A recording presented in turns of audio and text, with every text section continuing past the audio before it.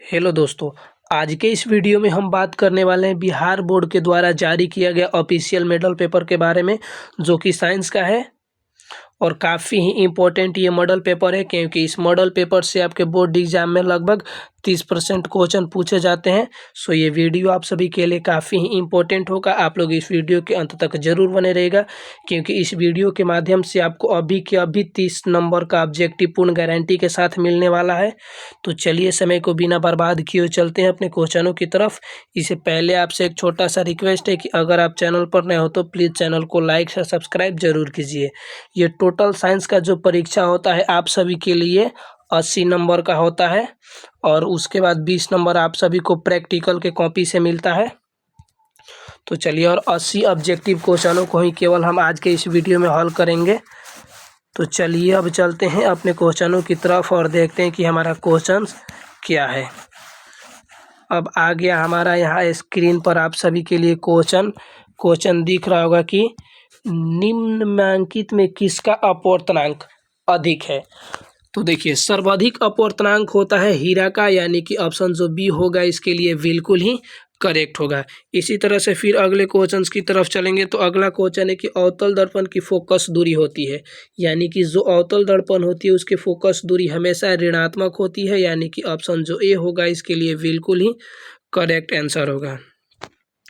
अगला question most important question कि lens में मुख्य फोकस की संख्या कितनी होती है। तो एक लेंस में मुख्य फोकस की संख्या 2 होती है, यानी कि ऑप्शन जो बी होगा इसके लिए बिल्कुल ही करेक्ट होगा। आप लोग वीडियो के अंत तक बने रहिएगा, क्योंकि ये वीडियो आप सभी के लिए काफ़ी ही इम्पोर्टेंट होने वाला है। दाढ़ी बनाने के लिए कौन सा दर्पण उपयोग होता है। तो ये होता है अवतल दर्पण, यानी कि ऑप्शन जो बी होगा इसके लिए बिल्कुल करेक्ट होगा। दाढ़ी बनाने के लिए हम सभी अवतल दर्पण का ही उपयोग करते हैं। अगले क्वेश्चंस की तरफ चलेंगे। तो अगला क्वेश्चन स्क्रीन पर आप सभी को दिख रहा होगा कि अवतल दर्पण की फोकस दूरी एफ और वक्रता त्रिज्या के बीच में संबंध है। तो आप सभी को पता होगा कि एफ बराबर जो होता है वो r/2 होता है, यानी कि ऑप्शन जो सी होगा इसके लिए बिल्कुल ही करेक्ट आंसर होगा।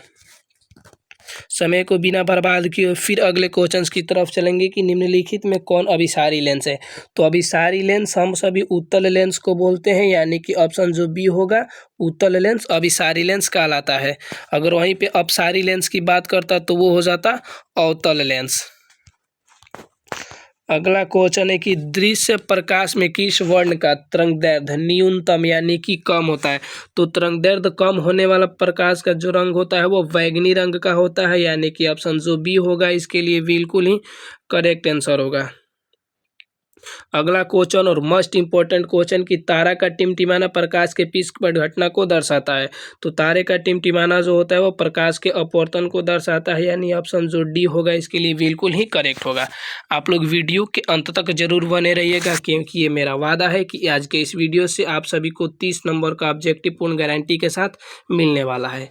और आपको इस बात का विश्वास ना हो तो पीछे का कोई भी वीडियो उठा करके देख लीजिए और बोर्ड एग्जाम में उसे देख लीजिए कितना ज़्यादा क्वेश्चन टच करता है। ठीक, मैं जो पढ़ाता हूँ उससे बाहर बोर्ड एग्जाम में नहीं आता है। मैं जो पढ़ाऊँगा वो हूबहू टच करता है आपके बोर्ड एग्जाम में। अगला क्वेश्चन है कि निम्नलिखित में किसमें प्रकाश की चाल सबसे अधिक होती है, यानी कि सबसे अधिक तेज गति से चलने वाला प्रकाश किसमें होता है। तो निर्वात में प्रकाश सबसे तेज गति से चलता है, यानी कि ऑप्शन जो सी होगा बिल्कुल ही इस क्वेश्चन के लिए करेक्ट आंसर होगा। अगला क्वेश्चन है कि प्रकाश के अपवर्तन के कितने नियम है। तो 2 होते हैं। अगर यहीं पर प्रकाश का परावर्तन का नियम भी पूछता तो वो भी 2 होता है, यानी कि मुख्य रूप से देखा जाए तो प्रकाश के परावर्तन और अपवर्तन दोनों के 2-2 नियम होते हैं, यानी कि ऑप्शन जो बी होगा इसके लिए बिल्कुल करेक्ट होगा। अगला क्वेश्चन है कि जल विद्युत संयंत्र किस ऊर्जा को विद्युत ऊर्जा में रूपांतरित करता है। तो जो जल का विद्युत संयंत्र होता है वो स्थितिज ऊर्जा को विद्युत ऊर्जा में बदल देता है, यानी कि ऑप्शन जो सी होगा इसके लिए बिल्कुल ही करेक्ट आंसर होगा। इसी तरह से फिर अगले क्वेश्चंस की तरफ चलेंगे। तो अगला क्वेश्चन आप सभी को स्क्रीन पर दिख रहा होगा और मोस्ट इंपॉर्टेंट क्वेश्चन है ये। क्वेश्चन है कि जलता हुआ मोमबत्ती बदलता है, यानी कि मोमबत्ती जलता है तो वह रासायनिक ऊर्जा को प्रकाश ऊर्जा में परिवर्तित कर देता है। तो ऑप्शन बी जो होगा इसके लिए बिल्कुल ही करेक्ट आंसर होगा। अगला क्वेश्चन आप सभी को स्क्रीन पर दिख रहा होगा कि एक विद्युत सेल से धारा प्राप्त करने के लिए उसके सिरों के बीच के विद्युत वाहक बल की तुलना होती है, तो वो होती है कम होती है, यानी कि ऑप्शन जो बी होगा इसके लिए बिल्कुल ही करेक्ट आंसर होगा। अगले क्वेश्चंस की तरफ चलेंगे तो अगला क्वेश्चन है कि प्रतिरोध का मान बढ़ाने के लिए प्रतिरोधकों को जोड़ना चाहिए। तो कभी भी अगर प्रतिरोध का मान हमें बढ़ाना हो तो प्रतिरोधकों को श्रेणी क्रम में ही जोड़ा जाता है और घटाना हो तो समांतर क्रम में जोड़ा जाता है। लेकिन यहाँ पर बढ़ाने की बात कर रहा है तो बढ़ाने के लिए हम लोग जाहिर सी बात है श्रेणी क्रम में जोड़ेंगे, यानी कि ऑप्शन जो बी होगा इसके लिए बिल्कुल ही करेक्ट आंसर होगा। अगला है कि विद्युत चुंबक बनाने के लिए प्रायः किस छड़ का उपयोग किया जाता है। तो विद्युत चुंबक बनाने के लिए नर्म लोहा का प्रयोग किया जाता है तथा अस्थायी चुंबक बनाने के लिए इस्पात का प्रयोग किया जाता है, यानी कि इस क्वेश्चन के लिए ऑप्शन जो बी होगा नर्म लोहा बिल्कुल ही करेक्ट आंसर होगा। अगला है कि उच्च ताप पर कौन सी प्रक्रिया पूर्ण की जाती है। तो उच्च ताप पर नाभिकीय संलयन की प्रक्रिया पूर्ण की जाती है, यानी कि ऑप्शन जो बी होगा इसके लिए बिल्कुल ही करेक्ट आंसर होगा। अगला है कि सौर ऊर्जा को सीधे विद्युत में बदलने वाली युक्ति है। तो सौर ऊर्जा को सीधे विद्युत में बदलने वाली युक्ति जो होती है वो सौर सेल होती है, यानी कि ऑप्शन जो बी होगा इसके लिए बिल्कुल ही करेक्ट आंसर होगा। अगला क्वेश्चन और मोस्ट इम्पोर्टेंट क्वेश्चन कि पवन विद्युत जनित में पवन की चाल कम से कम कितनी होनी चाहिए। तो पवन विद्युत जनित में पवन की चाल होती है 15 किलोमीटर प्रति घंटा, जो कि किसी भी ऑप्शन में नहीं दिया गया है, यानी कि इनमें से कोई नहीं होगा। ऑप्शन डी इसके लिए बिल्कुल ही करेक्ट हो जाएगा। अब इसी तरह से मान लीजिए क्वेश्चन पूछ दे कि पवनों का देश किसे कहा जाता है। तो पवनों का देश जो होता है वो डेनमार्क को बोला जाता है। ठीक, अगले क्वेश्चंस की तरफ चलेंगे तो अगला क्वेश्चन मोस्ट इम्पोर्टेंट क्वेश्चन कि सेल का विद्युत वाहक बल है। तो किसी भी सेल का जो विद्युत वाहक बल होता है सेल द्वारा इकाई आवेश पर किया गया कार्य होता है, यानी कि ऑप्शन जो बी होगा इसके लिए बिल्कुल ही करेक्ट होगा। समय ज़्यादा किल नहीं कर रहा हूँ क्योंकि आपका बोर्ड एग्जाम काफ़ी नज़दीक आ चुका है और आप लोग अच्छे से तैयारी कीजिए बोर्ड एग्जाम की। अगला क्वेश्चन है कि घरेलू परिपथ में मुख्य रूप से किसकी आपूर्ति होती है। तो घरेलू परिपथ में प्रत्यावर्ती धारा होती है जो कितनी वोल्ट की होती है। तो 220 वोल्ट की होती है और उसकी आवृत्ति जो होती है वो 50 हर्ट्ज होती है, यानी कि हमारे घरों में परिपथ में आने वाली जो आपूर्ति होती है वो प्रत्यावर्ती धारा की होती है और वह 220 वोल्ट तथा 50 हर्ट्ज की होती है। एक्स्ट्रा क्वेश्चन भी बताया जा रहा है वर्ण विक्षेपण असंभव है, यानी कि कहाँ पर वर्ण विक्षेपण की घटना नहीं होती है। तो कांच में वर्ण विक्षेपण की घटना हो जाती है, निर्वात में भी हो जाती है, जल में भी हो जाती है, पूर्णतः फाइबर में जो होती है वो वर्ण विक्षेपण की घटना नहीं होती है, यानी कि ऑप्शन जो डी होगा इसके लिए बिल्कुल करेक्ट आंसर हो जाएगा। अगला कि वायु में रखा एक कांच का प्रिज्म आपतित किरण को मोड़ देता है। तो वो मोड़ देता है आधार की ओर, यानी कि ऑप्शन जो डी होगा इसके लिए बिल्कुल ही करेक्ट आंसर होगा। इसी तरह से फिर चलेंगे अगले क्वेश्चंस की तरफ। तो ये केमिस्ट्री का रिएक्शन है कि 2Zn + O2 goes on 2ZnO किस प्रकार की अभिक्रिया है। तो ये एक तरह की उपचयन अभिक्रिया है क्योंकि इसमें ऑक्सीजन का योग हो रहा है, यानी कि ऑप्शन जो डी होगा इसके लिए बिल्कुल ही करेक्ट आंसर का होगा। अगला क्वेश्चन है कि खाने वाला सोडा का रासायनिक सूत्र। खाने वाला सोडा का रासायनिक सूत्र NaHCO3 होता है, यानी कि ऑप्शन जो ए होगा बिल्कुल ही करेक्ट आंसर होगा इस क्वेश्चन के लिए। अगला क्वेश्चन भी है और ये भी मस्ट क्वेश्चन है कि कमरे के ताप पर द्रव अवस्था में रहने वाली जो धातु होती है वो पाड़ा होती है, जिसको मरकरी भी बोला जाता है। इसका संकेत जो होता है वो Hg होता है, यानी कि ऑप्शन जो बी होगा इसके लिए बिल्कुल करेक्ट हो जाएगा। अगला question most important question 26 number question है ये। आवर्त सारणी के शून्य समूह का तत्व है जो हीलियम होता है, जिसको संकेत में He लिखा गया है, यानी कि ऑप्शन जो बी होगा इसके लिए बिल्कुल ही करेक्ट आंसर होगा। अगला क्वेश्चन कि सोडियम कार्बोनेट के जलीय विलयन में मेथिल ऑरेंज का विलयन मिलाने पर विलयन का रंग परिवर्तित होकर कैसा हो जाता है। तो ये जो होता है मुख्य रूप से हम देखें तो पीला हो जाता है, यानी कि ऑप्शन जो ए होगा इसके लिए बिल्कुल ही करेक्ट आंसर होगा। इसी तरह से फिर अगले क्वेश्चंस की तरफ चलेंगे। तो अगला क्वेश्चन है कि ग्लोबल वार्मिंग के लिए उत्तरदायी गैस कौन सी है। तो ग्लोबल वार्मिंग के लिए सबसे उत्तरदायी जो गैस होती है वो CO2 यानी कि कार्बन डाइऑक्साइड होती है, यानी ऑप्शन जो बी होगा इस क्वेश्चन के लिए काफ़ी करेक्ट होगा। आप लोग अभी से भी वीडियो के लाइक नहीं किए तो प्लीज़ वीडियो को लाइक कीजिए, चैनल को सब्सक्राइब कीजिए और अपने दोस्तों के पास ज़्यादा से ज़्यादा मात्रा में शेयर कीजिए ताकि आपके दोस्त भी इस वीडियो से लाभ उठा सकें। अगला क्वेश्चन है कि गंधक की परमाणु संख्या, गंधक मतलब क्या होता है, सल्फर होता है। तो सल्फर की परमाणु संख्या कितनी होती है, 16। तो गंधक की भी परमाणु संख्या हो जाएगी 16, यानी कि ऑप्शन जो डी होगा इसके लिए बिल्कुल करेक्ट होगा। अगला क्वेश्चन है कि अम्ल का जलीय विलयन विद्युत का चालन करता है क्योंकि अम्ल जल में जो होते हैं आयनित होते हैं, यानी कि अम्ल जल में आयनित होते हैं जिसके कारण अम्ल का जलीय विलयन विद्युत का चालन करता है, यानी कि ऑप्शन नंबर जो ए होगा इसके लिए बिल्कुल करेक्ट होगा। यहाँ मॉडल पेपर के द्वारा गलती कर दिया है, यहाँ पर ऑप्शन ए होना चाहिए लेकिन बी दे दिया गया है। फिर इसी तरह से अगले क्वेश्चन की तरफ चलेंगे। तो अगला क्वेश्चन है कि अधिकतर धातुओं के ऑक्साइड होते हैं। तो धातु के ऑक्साइड जो होते हैं वो क्षारीय प्रकृति के होते हैं, यानी कि ऑप्शन जो ए होगा इसके लिए बिल्कुल ही करेक्ट आंसर का होगा। अगला क्वेश्चन फिर दिख रहा होगा कि सोने में निम्नलिखित में से कौन सी धातु मिलाकर मिश्र धातु तैयार की जाती है। तो सोना में कभी भी लोहा नहीं मिलाया जाता, जिंक नहीं मिलाया जाता और पोटेशियम नहीं मिलाया जाता। सोने को कठोर करने के लिए उसमें कॉपर मिलाया जाता है, यानी कि ऑप्शन जो ए होगा इसके लिए बिल्कुल ही करेक्ट आंसर होगा। आप लोगों को इस वीडियो के माध्यम से कमेंट में बताना है कि आपने 80 में से कितने क्वेश्चंस को सही किए। कम से कम आपको 80 में से 40 क्वेश्चन को किसी तरह से सही कर देना है।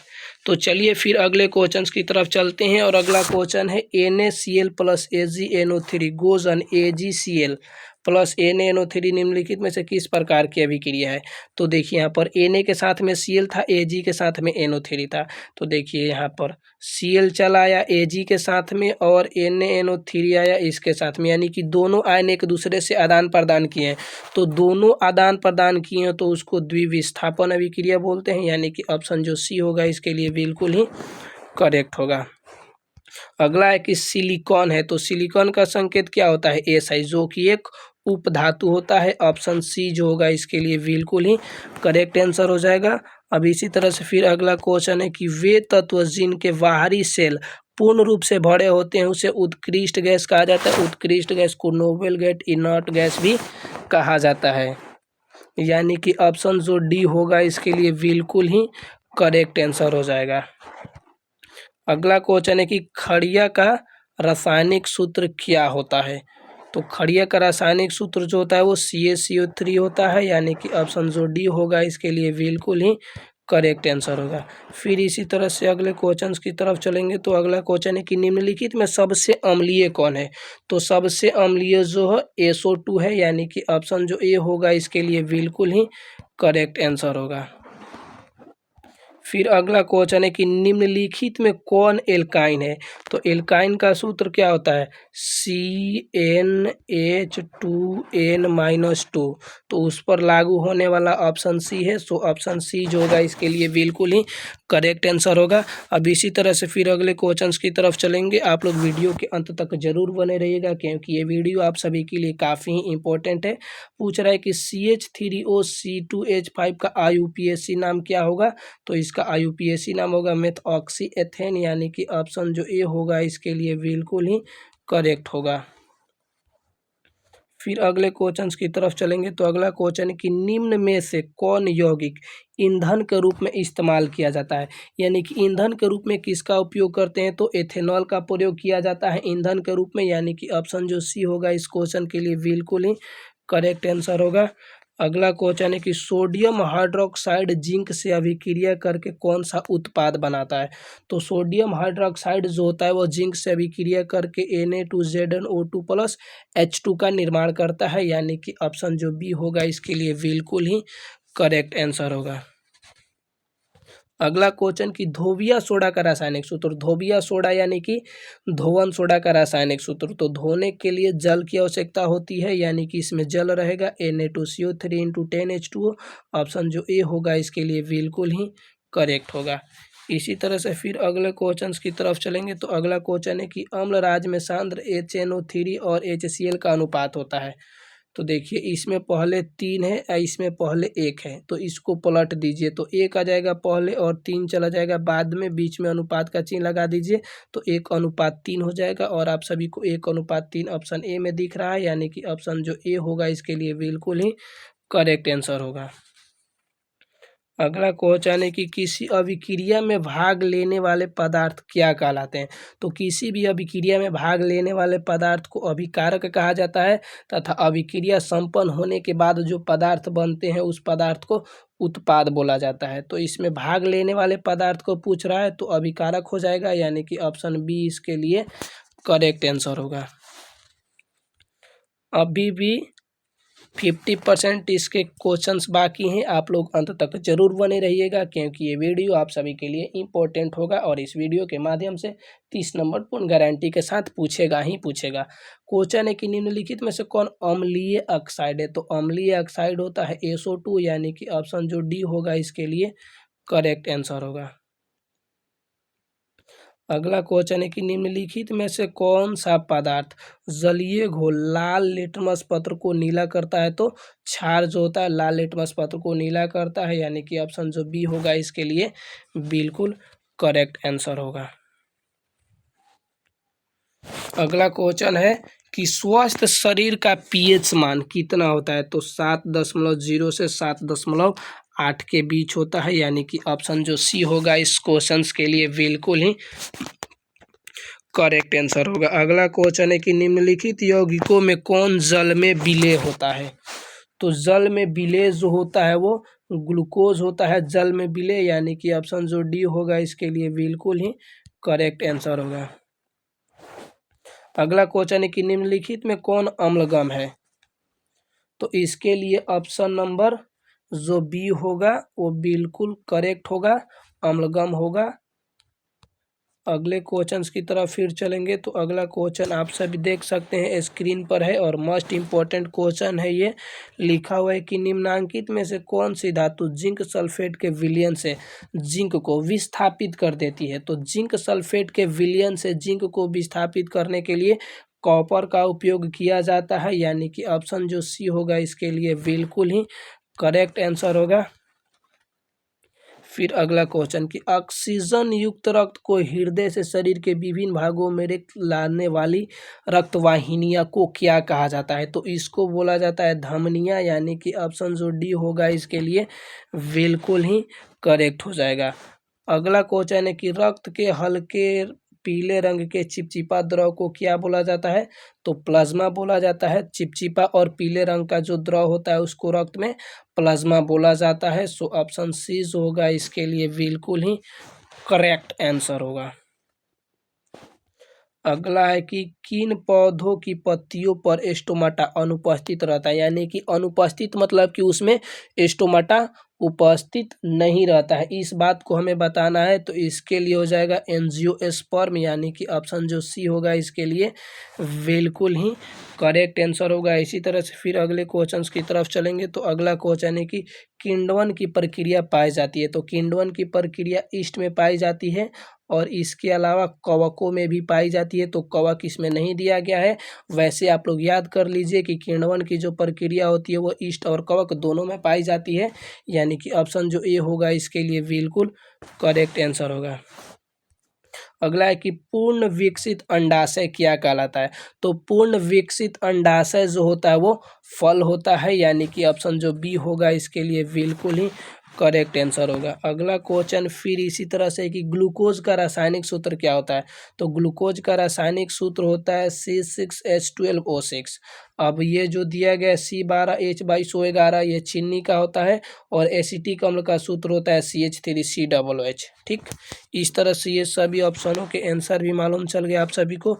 अगला है कि निम्नलिखित में से किस पौधों को प्रकाश संश्लेषी इकाई कहते हैं। तो प्रकाश संश्लेषी इकाई जो होता है वो क्लोरोफिल होता है, यानी कि ऑप्शन जो सी होगा इसके लिए बिल्कुल ही करेक्ट आंसर होगा। अंडोत्सर्जन का कारण है, तो LH हार्मोन होता है अंडोत्सर्जन का कारण, यानी कि ऑप्शन जो बी होगा इसके लिए बिल्कुल ही करेक्ट आंसर होगा। अभी भी इसके लगभग 80% क्वेश्चन हो चुके हैं और मात्र 20% क्वेश्चन ही बचे हुए हैं, तो आप लोग अंत तक जरूर बने रहिए। निम्नलिखित जीवों में से किसमें अलैंगिक जनन विखंडन के द्वारा नहीं होता है? तो ये होता है ईस्ट में विखंडन के द्वारा अलैंगिक जनन नहीं होता है, यानी कि ऑप्शन जो सी होगा इसके लिए बिल्कुल ही करेक्ट आंसर होगा। अब चलते हैं अगले क्वेश्चंस की तरफ, और यहाँ से मोस्ट इम्पोर्टेंट क्वेश्चन आप सभी के लिए तैयार हो रहे हैं कि प्रकृति में ऑक्सीजन का संतुलन कैसे बना रहता है? तो प्रकृति में ऑक्सीजन का संतुलन जो होता है वो प्रकाश संश्लेषण प्रक्रिया के द्वारा बना रहता है, यानी कि ऑप्शन जो बी होगा इसके लिए बिल्कुल ही करेक्ट आंसर होगा।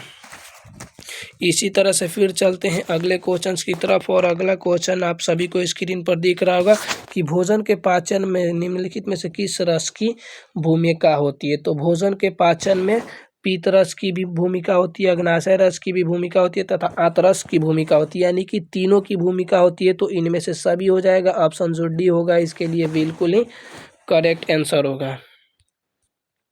फिर अगला क्वेश्चन आप सभी को दिख रहा होगा, ट्रिप्सिन नामक एंजाइम पाया जाता है। तो ट्रिप्सिन नामक एंजाइम जो होता है वो मुख्य रूप से अग्न्याशय में पाया जाता है, यानी कि ऑप्शन जो बी होगा इसके लिए बिल्कुल ही करेक्ट आंसर होगा। अगला क्वेश्चन है कि आहार नाल का सबसे लंबा भाग कौन सा है? तो आहार नाल का सबसे लंबा भाग जो होता है उसको छोटी आंत बोला जाता है। नाम है छोटी आंत लेकिन सबसे लंबा भाग होता है, यानी कि ऑप्शन जो बी होगा इसके लिए बिल्कुल करेक्ट आंसर होगा। अगला है कि मनुष्य में पाचन की क्रिया का आरंभ कहाँ से होता है?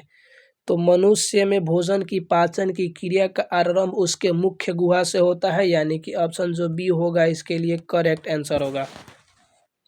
अगला है कि निम्नलिखित में से कौन वसा के पाचन में सहायक होता है? तो वसा के पाचन के लिए सहायक जो होता है वो लाइपेज होता है, यानी कि ऑप्शन जो बी होगा बिल्कुल ही करेक्ट आंसर होगा। इसी तरह से फिर चलते हैं अगले क्वेश्चन की तरफ, तो अगला क्वेश्चन है कि ग्लाइकोसिलिस की प्रक्रिया संपन्न होती है। तो ग्लाइकोसिलिस की प्रक्रिया जो होती है वो कोशिका द्रव्य में होती है, यानी कि ऑप्शन जो बी होगा इसके लिए बिल्कुल ही करेक्ट आंसर होगा। अगला है कि ओजोन परत है, तो ओजोन परत जो है वो हम सभी के लिए लाभदायी होता है, यानी कि ऑप्शन जो सी होगा बिल्कुल करेक्ट हो जाएगा। ओजोन परत के कारण हम पराबैंगनी किरणों के संपर्क में नहीं आ पाते हैं, यानी कि ओजोन परत जो होती है वो हम सभी के लिए लाभदायी होती है। अगला क्वेश्चन है कि निम्नलिखित में कौन फूल में नर प्रजनन अंग है? यानी कि फूलों में नर प्रजनन अंग जो होता है वो पुंकेसर होता है, ऑप्शन जो ए होगा इसके लिए बिल्कुल ही करेक्ट आंसर होगा। अगला क्वेश्चन कि पौधों के श्वसन क्रिया के अंतर्गत ATP के टूटने से कितनी ऊर्जा मुक्त होती है? तो इसके लिए करेक्ट आंसर जो हो जाएगा वो 30.5 किलो जूल प्रति मोल, यानी कि ऑप्शन जो ए होगा इस क्वेश्चन के लिए बिल्कुल ही करेक्ट आंसर होगा। अब इसी तरह से फिर चलते हैं अगले क्वेश्चन की तरफ। अगला क्वेश्चन दिख रहा होगा कि इथाइल एल्कोहल किस प्रकार के श्वसन से बनता है? तो इथाइल एल्कोहल जो होता है वो अवायवीय श्वसन से बनता है, यानी कि ऑप्शन जो बी होगा इसके लिए बिल्कुल ही करेक्ट आंसर होगा। अभी तक टोटल मैंने 70 क्वेश्चनों को कराया, और आप लोग बताइए कि अभी से आप लोगों को 70 क्वेश्चनों में कितने नंबर का क्वेश्चन आप लोग सही कर चुके हैं। कमेंट बॉक्स में पिन कीजिएगा कि जितना आया होगा, मान लीजिए कि आपका 69 आया होगा तो 69/70 पिन कीजिएगा, 68 आया होगा तो 68/70 पिन कीजिएगा, और 70 आया होगा तो 70/70 पिन कीजिएगा, ताकि मुझको मालूम चले कि आप सभी को कितना क्वेश्चन सही कर रहे हैं। अगला क्वेश्चन है कि रक्त में उपस्थित कौन सी कणिकाएं श्वसन गैसों के परिवहन में भाग लेती है? तो इसके लिए जो करेक्ट आंसर हो जाएगा वो लाल रक्त कणिकाएं होती है, यानी कि जिसको हम लोग RBC के नाम से भी जानते हैं। R से रेड, B से ब्लड, C से सेल, तो RBC का फुल फॉर्म भी हो सकता है रेड ब्लड सेल। अगला है कि पादप अवशिष्ट जमा होते हैं। तो पेड़ पौधों के जो अवशिष्ट होते हैं वो पत्तियों में भी जमा रहते हैं, छालों में भी जमा रहते हैं, कोशिकीय रिक्तिकाओं में भी जमा रहते हैं, यानी कि ऑप्शन जो डी होगा इसके लिए बिल्कुल ही करेक्ट आंसर होगा। अगला क्वेश्चन है कि मनुष्य के आहार नाल का कौन सा भाग किसी एंजाइम को स्रावित नहीं करता है। तो आहार नाल का एक ही भाग है ग्रास नली, जो किसी भी एंजाइम को स्रावित नहीं करता है, यानी कि ऑप्शन जो बी होगा इसके लिए बिल्कुल ही करेक्ट आंसर होगा। अगला क्वेश्चन है कि मूत्र की सांद्रता किसकी उपस्थिति पर निर्भर करती है। इस क्वेश्चन को तो 10th क्लास में नहीं पढ़ना है, हालांकि आप लोग जान लीजिए कि मूत्र की सांद्रता जो होती है वो ADH पर निर्भर करती है, यानी कि ऑप्शन जो बी होगा इसके लिए बिल्कुल ही करेक्ट आंसर होगा। अगला क्वेश्चन है कि कौन सा हार्मोन पौधों की वृद्धि से संबंधित नहीं है, यानी कि पौधों की वृद्धि से किस हार्मोन को कोई मतलब काम नहीं होता है। तो इसके लिए ऑप्शन नंबर जो डी होगा एब्सिसिक अम्ल, वो पौधों के वृद्धि से संबंधित नहीं होता है। तो ऑप्शन डी जो होगा इसके लिए बिल्कुल ही करेक्ट आंसर होगा। अगला है कि मानव हृदय किस तंत्र का भाग होता है। तो मानव हृदय से पाचन नहीं होता है, उत्सर्जन नहीं होता है, श्वसन भी नहीं होता है, तो ये परिवहन तंत्र का एक भाग होता है, यानी कि 76 का डी जो होगा बिल्कुल ही करेक्ट आंसर होगा। इस तरह से अब मात्र 4 क्वेश्चन बचे हुए हैं, उस 4 क्वेश्चन को देख लीजिए कि जीव विज्ञान की वह शाखा जो गुणों एवं वंशाणु क्रम के अध्ययन में किया जाता है उसको क्या बोला जाता है। तो उसको बोला जाता है अनुवांशिकी, यानी कि ऑप्शन जो बी होगा इसके लिए बिल्कुल ही करेक्ट आंसर होगा। अगला क्वेश्चन है कि श्वसन क्रिया में निम्नांकित में से किस गैस को ग्रहण किया जाता है। श्वसन मतलब क्या होता है, सांस लेना, और सांस लेने के रूप में हम लोग किस गैस को ग्रहण करते हैं, तो O2 यानी कि ऑक्सीजन, और छोड़ते कि इसको है CO2 यानी कि कार्बन डाइऑक्साइड को। ठीक, तो ऑप्शन जो बी होगा इसके लिए बिल्कुल ही करेक्ट होगा। अगला है कि ग्लूकोज में कार्बन के कितने परमाणु होते हैं। तो ग्लूकोज का सूत्र क्या होता है, C6H12O6। तो कार्बन के कितने परमाणु हो गए, 6 हो गए। तो ऑप्शन नंबर जो बी होगा इसके लिए बिल्कुल ही करेक्ट आंसर होगा। अगले क्वेश्चन की तरफ चलेंगे। तो अगला क्वेश्चन आप सभी को दिख रहा होगा कि मस्तिष्क में अनैच्छिक क्रियाओं का नियंत्रण केंद्र अव्यवस्थित होता है, तो वो होता है मेंडुला में, यानी कि ऑप्शन जो ए होगा इसके लिए बिल्कुल ही करेक्ट आंसर होगा। इस तरह से ये समाप्त हुआ हम सभी का ऑब्जेक्टिव क्वेश्चन। अब अगले वीडियो में हम लोग देखेंगे इसके सब्जेक्टिव क्वेश्चन, जिसमें लघु उत्तरीय प्रश्न और दीर्घ उत्तरीय प्रश्न होंगे। मिलते हैं नेक्स्ट वीडियो में, तब तक के लिए बाय, जय हिंद, बेस्ट ऑफ लक।